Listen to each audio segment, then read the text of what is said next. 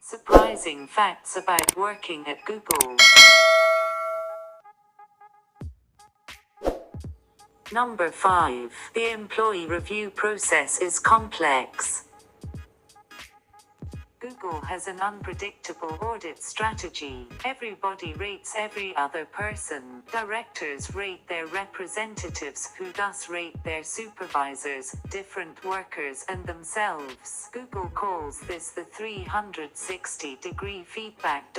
Every Googler goes through an arrangement of periodical surveys, including a month-to-month audit, and 2 yearly audits. The primary yearly survey, called a review, happens inside the initial, a half year of the year. The other is the principal audit, which happens around October and November. This principal audit is the thing that eventually decides the Googler's fate. The primary survey begins with singular Googlers posting their accomplishments for the year in close to 512 words. This data is shipped off their associates, who use it to rate them on the amount they fit into Google's basic beliefs and their capacity to lead, tackle issues, work alone, and make a voice for themselves.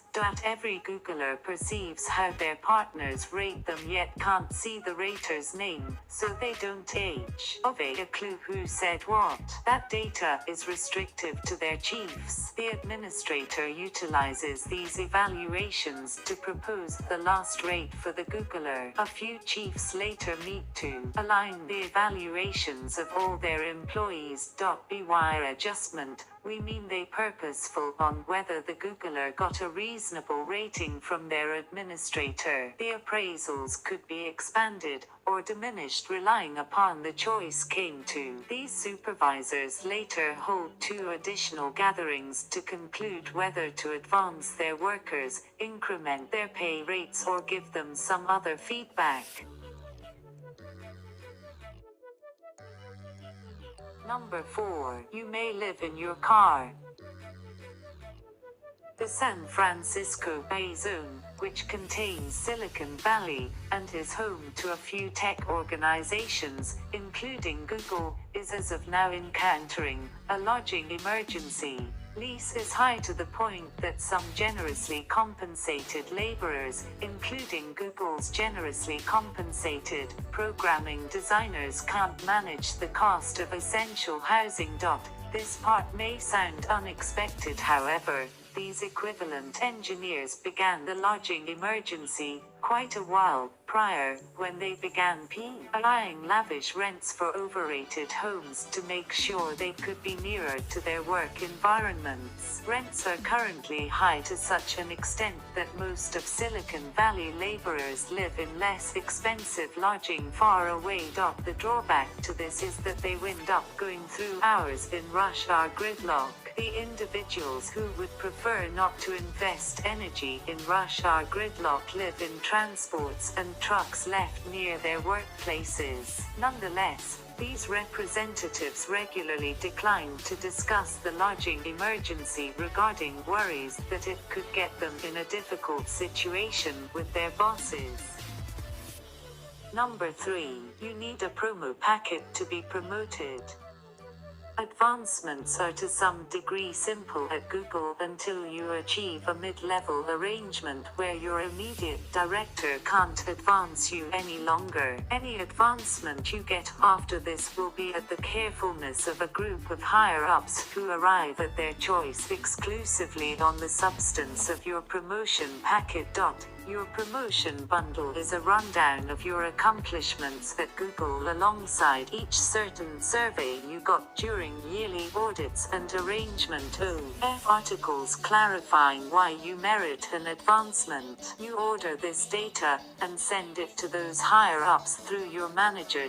This cycle sounds simple and straightforward until you find the organization in question One senior software developer was cheated so often he surrendered to turn into a free engineer, which is an unordinary profession way for a Zoogler. The promotion bundle framework is imperfect, since it doesn't take Googlers who dealt with others' ventures, unfathomable or immaterial tasks or have not finished an undertaking into account. For instance, a Googler who enables different Googlers to finish their venture won't get an advancement since it isn't their project. However, the Googler who got the assistance is probably going to get an advancement on the grounds that higher-ups expect they were chipping away at something significant and have solid initiative aptitudes. Or on the other hand, by what other means might they be able to have persuaded another person to leave their task to assist them with theirs? Googlers can gain this framework by declining to accomplish humanitarian effort and working solely on promotion bundle cordial activities. Notwithstanding, this isn't simple in light of the fact that these equivalent higher-ups could drop their undertaking halfway, hand it over to different groups, or even reassign the Googler to another venture. Considering Google's needs are continually changing, this happens a ton. Number 2. You will be treated badly.